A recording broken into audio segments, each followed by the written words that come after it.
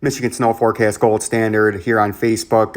Hit that follow button to get the updated information you need on this upcoming major hurricane. We have an 80 mile per hour maximum sustained winds. Category 1 hurricane moving north at 14 miles per hour with a 977 millibar pressure and strengthening. And the updated National Hurricane Center intensity and track shows it coming up, continuing off to the north, and then turning off to the northeast as it gets picked up by a frontal system that's draped over the southeast coast and the northern Gulf of Mexico, becoming a major hurricane by about 1 a.m. in the morning and making landfall somewhere in the northwest panhandle of Florida, the Big Bend area, around 10, 11 a.m. tomorrow morning, Wednesday morning, the 31st of August. The old spaghetti map decides one rogue track out to the far extreme northwestern panhandle. The rest of the conglomerate of the maps and the ensemble members bring it up into the Big Bend region of northwest Florida tomorrow morning.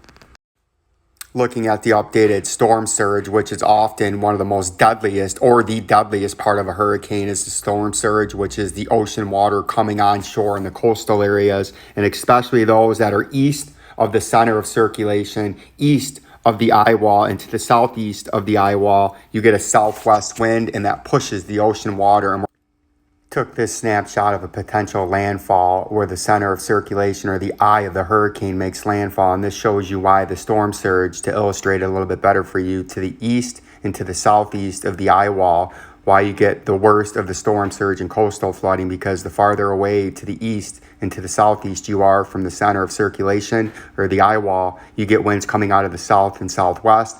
And then the closer you get to the center of circulation, which pushes the water from the ocean inland on the coast and floods it, the winds start to turn more to the south and southeast.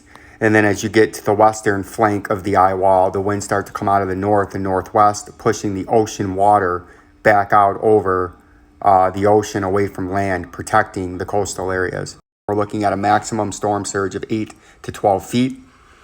Looking at the infrared snapshot of the satellite, you can see here in the blue circle, we're having a developing eye wall as the circulation and convective thunderstorms wrap around tightly around the circulation center. The infrared satellite over the last 48 hours shows the storm progressing to the north. It is now north of the western tip of Cuba and has entered the Gulf of Mexico, and the convective thunderstorms are firing up beautifully around the circulation center. And if you notice, they fire and refire around the circulation center as it continues to deepen and continues to strengthen. The water vapor imagery shows this beautifully with a lot of moisture to feed the storm. But if you notice out into the central and western Gulf, you have some of those yellower colors, and that is drier air trying to work its way into the western flank of this hurricane, something to be noted. But the simulated infrared satellite shows a beautifully developing storm as it continues to move north and then to the northeast in the Gulf of Mexico.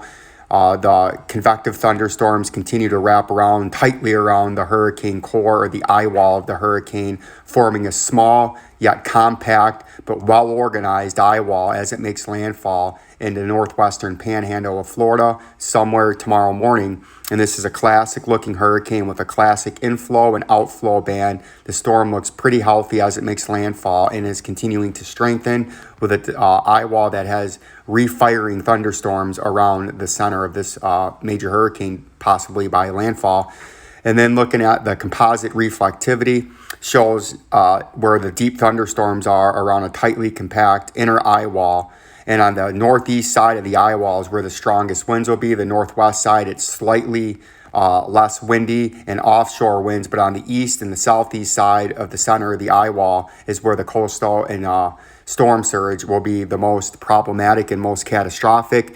This model shows a 933 millibar surface minimum pressure, which would be a major hurricane, a Category 3 hurricane by pressure standards, and it'll be something that needs to be watched closely over the next 24 hours as it makes landfall and continues strengthening. Here's the wind speeds along the coast. You have 80, 90, 100 mile per hour plus on the coast, but as often is with a hurricane, the winds knock down and lessen dramatically as you move inland, but I still expect widespread 40 to 60 mile per hour wind gusts in the southeast Georgia and southern southeastern sections of South Carolina. This will be a major hurricane at landfall more than likely. This will cause significant damage and a life-threatening situation.